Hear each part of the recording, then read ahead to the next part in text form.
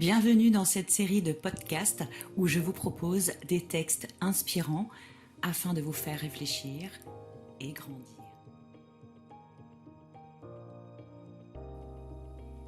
Voir le bien chez les autres.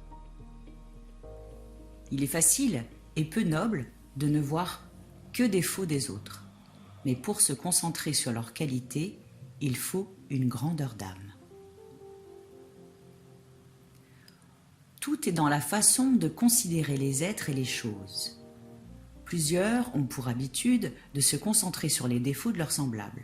À long terme, cette attitude a des effets vraiment négatifs. Combien d'amitiés et de relations ont été rompues à cause de cette manie de ne voir que ce qui est mauvais chez les autres?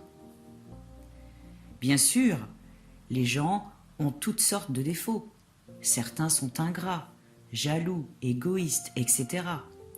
Mais ce n'est pas une raison pour se concentrer sur leurs faiblesses, comme s'il n'existait que celle-là.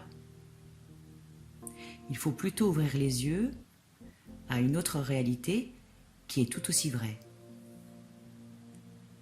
Les gens ont également toutes sortes de qualités. Certains sont généreux, inventifs, talentueux, tolérants, courageux, etc.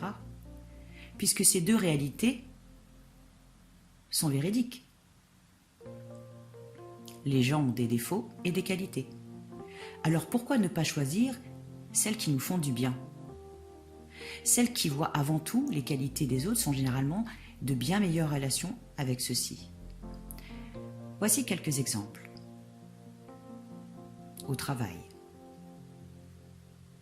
Négatif.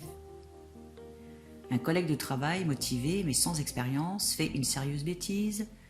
Si vous ne voyez en lui que sa maladresse, vous serez frustré d'avoir la malchance de travailler avec quelqu'un comme lui. Positif. Si vous voyez en lui une jeune personne motivée pour s'améliorer, alors vous serez plus enclin à lui pardonner ses erreurs. Et vous serez peut-être même intéressé à l'aider dans son apprentissage. En famille. Si vous croyez que votre enfant est paresseux ou capricieux, votre rôle de parent sera plus difficile et moins valorisant. Positif.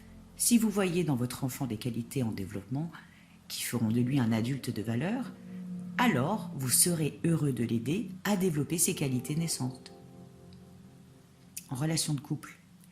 Si vous considérez votre relation de couple comme un moyen d'arranger vos affaires matérielles, de satisfaire votre vanité ou de satisfaire certains besoins physiques, alors vous développerez tôt ou tard un sentiment négatif envers votre partenaire.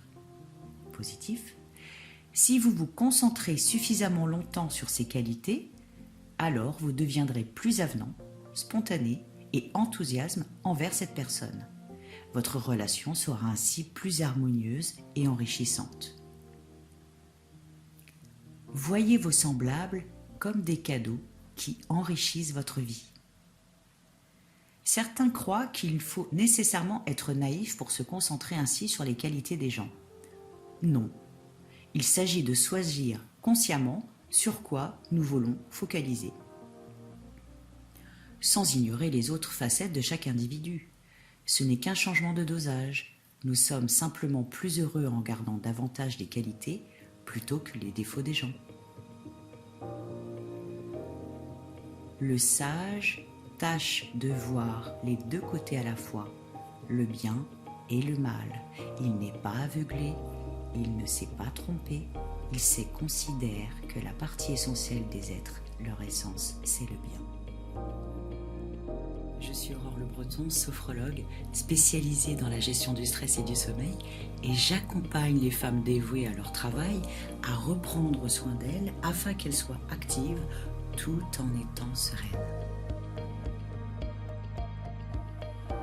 Donc maintenant, il ne te reste plus qu'une chose à faire. Si ce podcast t'a plu, aime, commente, partage, agis. À très bientôt.